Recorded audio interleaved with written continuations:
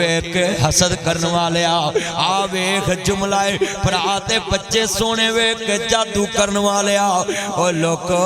गल सुनिया जे ध्यान दे नाल वेखो ना सगी भैन ने भरा दा बच्चा पेट विचों कढ के मार दिता डसके विच जुल्म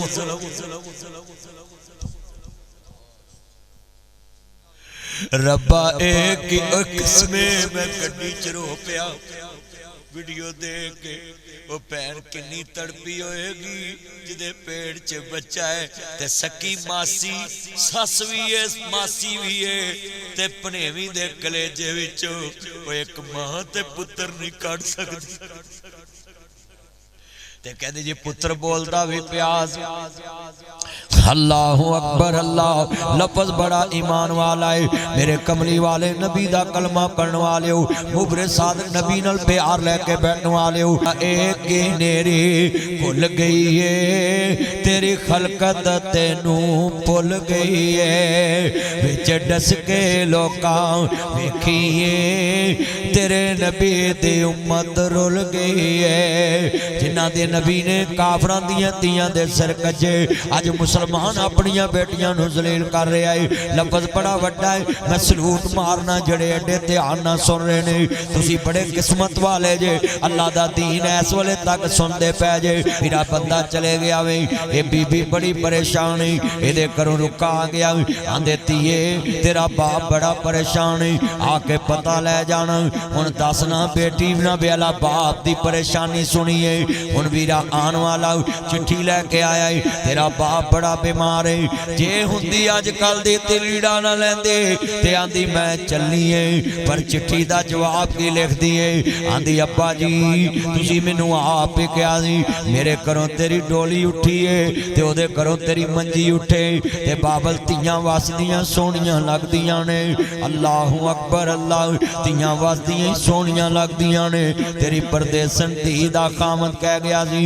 अल्लाहु अकबर अल्लाह जब तक मैं घर ना आवां तू बाहर नहीं जाना नहीं तो मैं हाथ ला दी तलाक दी आंदी बाबा जे पता लेना वा मेरा घर उजड़दा है तेरी बोली भी आई नहीं जाती ते मैं दुआ करांगी अल्लाह मेरे बाबे नूं इत्थे ही सिद्धां दे देवे तेरा लफ्ज़ सुनने वाला बड़े वड्डे जुमले कहन लगा वे इन्हें सबर दा दामन नहीं छड़िया खामन दी गल ते पारा देता है हुण बीबियां खामन नूं समझदियां कुछ नहीं चलदे बंदे नूं अल्लाह जानदा गल्लां कर देंदियां ने परे च जलील कर देंदियां ने बरादरी च जलील कर देंदियां ने खामद मने ऐस औरत ने एक पासे बाप बीमार है ते ए बीबी ने वेखिया रुका आया है कि मेरा बाबा बीमार है आंदी मैं दुआ करांगी अल्लाह तैनूं सेहत देवे अल्लाहु अकबर अल्लाह तुम ही हाथ जोड़ देना मैं तेरे मेरे नबी करीम ने फरमाया बीमार दा पता लैन जाइए 70,000 फरिश्ते सुबह तो लैके शाम तक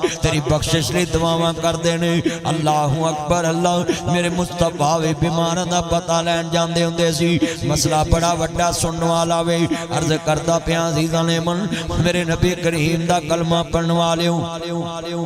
नबियां दे सरदार नाल मुहब्बत दा इज़हार लेके बैठण वालिओ तुम ही दिल पत्थर ना करया कर टेलीफोन आवे तेरा भरा बीमार है ते पता लैन चले जाया कर पुत्रा मगर ना लग्या कर बीवी मगर ना लग्या कर मैं कई बार वेख्या बंदे बारों बार पता लैन जांदे अगे जांदियां नूं हस्पताल च भरा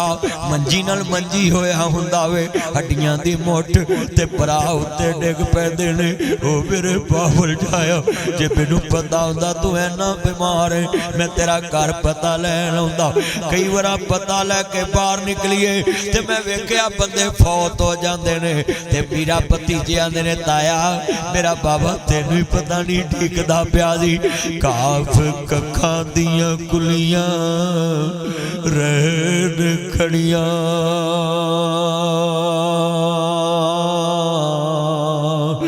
चुने गच हवेलियां टह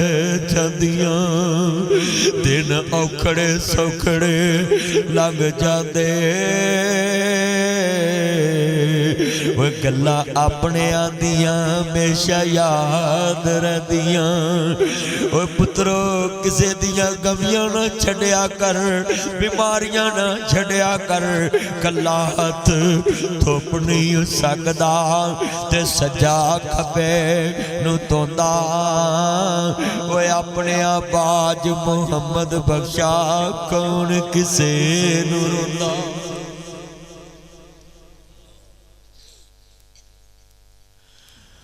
वीर वीरां दे दर्दी हुंदे, वीर वीरां दियां बावां। ओए पाप सिरां दे ताज मुहम्मद,